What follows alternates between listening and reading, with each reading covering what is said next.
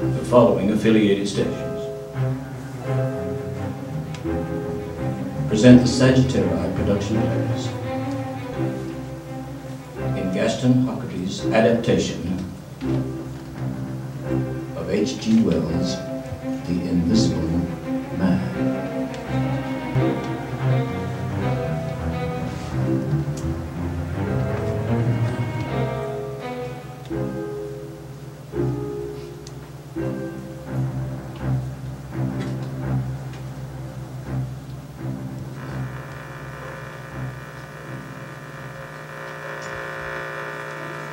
I cannot say with any certainty when the idea of invisibility came upon me, for even at this very moment it seems utterly fantastic that a living creature of flesh and blood could no more have been seen to the naked eye than a gust of wind.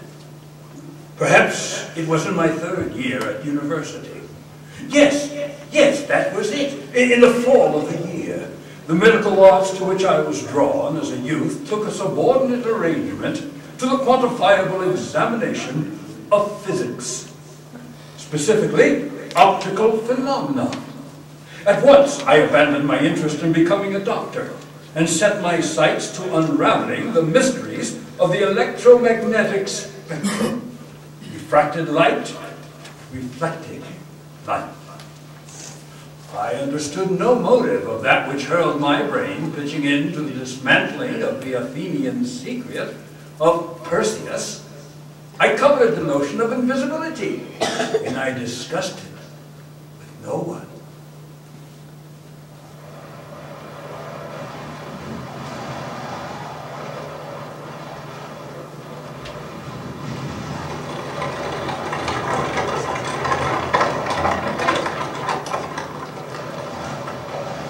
The coach and horse in, sir. Yeah, follow me with my bags, driver. Very well, sir.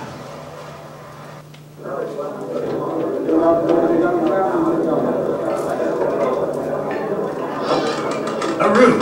I want a room. At this time of year, we won't have one ready till spring. Well, who is the proprietor? I am. I'm Mrs. Hall. And this is an inn? Yes, but... Well, a fire.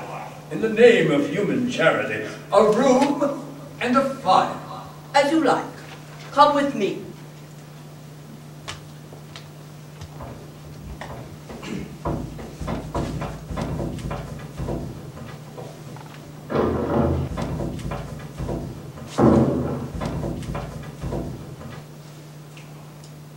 Let me light you a fire.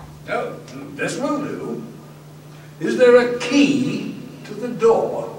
A key? Yes, I insist on privacy. I do not tolerate being disturbed. I'm sure my husband knows where it is. I'll have him hunted down. Well, then do so at once. May I bring you a tray? Yes. How about your hat and coat? Give them a good dry in the kitchen. No, I'll tend to them myself. All right, sir. In a bit, the room will be warmer. I'll be up momentarily with your supper. What the blazes all those bandages about? Don't rightly know yet, but they start on his neck and go all round his head to the top. And those blinkers he's wearing? Wearing glasses by the look of them. They look more like a diving helmet than a human. Where do you come from? Keep your nose out of this, Wedges. Orders in the wintertime are a nice piece of luck. Well, did you at least get his name? I guess he's no paddler. Well, he can tell his name after he checks out. It looks like you got a rum customer. You go on in your own business too, Elfriede. Your supper? I have some luggage at Bramblehurst Station. How can I have it sent for tonight? Oh, I'm sorry, but there's no one round till morning. There's no speedier delivery? Sorry. The road's far too unsafe in this dark. A gentleman and his coachman killed a year ago. Accident. Happens all in a moment, don't they? They do. I guess they do. I'll be back for your tray in an hour. Did you get any more out of him? He don't have no manners. What you got there? Potatoes. Oh, I'd clean forgot his taters. Can't deprive a man of those. By the looks of him, no telling what he might do.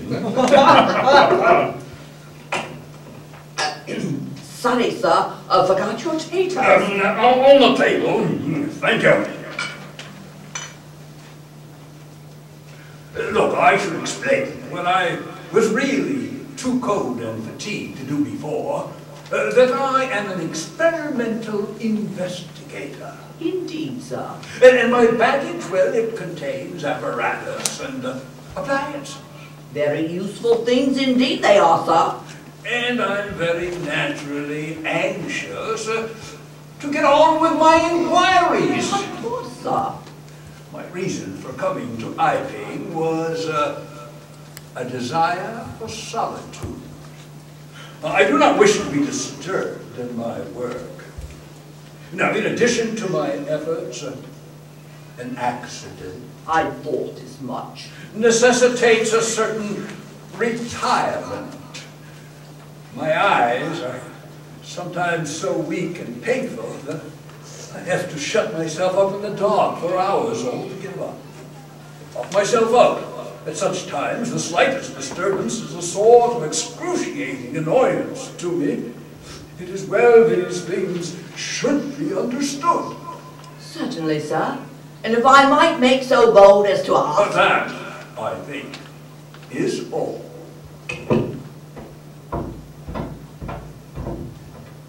I never. The poor souls had an accident or an operation or something. What? You saw something? Those bandages give me a turn. He took them off. No! Just kept holding that towel over his mouth all the time, talking through it. Perhaps his mouth was hurt too. Looks like it's all gone. Did he tell you anything? He's an experimental investigator.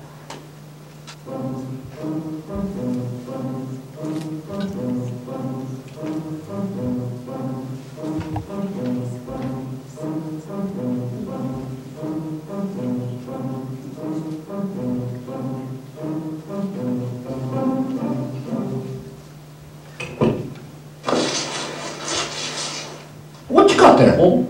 What's it look like to you? Another one of those cries a stranger been tossing about. It's the sixth blasted one I've carried up those steps in a week. And there ain't better be another. These things have been showing up every day for a month now. How many is he expecting? Don't rightly know. But his parlor can't hold much more. Oh, I say, bottles with powders, bottles with colored liquids. They're stacked floor to ceiling. Mr. Phipps, looks like Custer's apothecary up there. I wish you wouldn't come in without knocking. Oh, I knocked, sir, but apparently... Oh, perhaps you did. But in my investigations, my really very urgent and necessary investigations, the slightest disturbance, the jar of a door, I must ask you. Oh, all right. You can turn the lock if you like that. You know, anytime.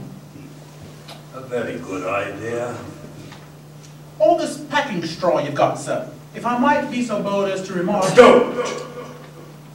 If the straw makes trouble, put it down in the bill. In which case, sir, I should like to know, what do you consider... A shilling? Put down a shilling. Surely a shilling is enough. So be it. If you're satisfied, of course. Damn him. Ruined! One interruption after another. An entire morning's effort is lost. Process ruined. Oh, goddamn the lot of them, with their prying eyes and intrusive questions. Why won't they just go away and leave me alone? When are we going to throw that blackguard out? Wait till the summer, when the artists are beginning to come. Then we'll see. I don't like the man. He's overbearing, and he runs off my customers. Besides, it's your nice carpets he's ruining with them broken bottles. The man's an outlaw brute, I tell you. A heathen. Ain't that right, Dick? Well, I wouldn't go so far as to say Of that. course you wouldn't. But I'll tell you all one thing. He don't go to church. He don't make no difference between Sundays and irreligious days. Since when did you get religion, Huckster? Wife says she hasn't seen you at the Armory in years. The vicar here can back me up on that. The man is a guest in our town. 5 months. 5 months he's been holed up in that parlor. Not everyone can be expected every Sunday. Besides, he may not be a Protestant. Oh, I never thought of that. That's because he's an anarchist. Nonsense, Gould. Mark my words, Constable. He's a fugitive of the law, wrapping himself up so. Now, he's up there right now, probably working on the explosives. Aye, trying to conceal himself altogether from the eye of the police. Again, supposition. I've already taken it upon my office to look into the situation. No crime of any magnitude in or about Sussex has been reported prior to his arrival in Ivy. There's one crime, Constable. Oh? The man's 3 weeks' arrears on his rent. If and I don't get all of it by tomorrow, with the next 3 in advance, I'll be down at your office pressing charges. You've let him go on here almost a month, not paying? He keeps insisting he's awaiting a remittance from, where did he say?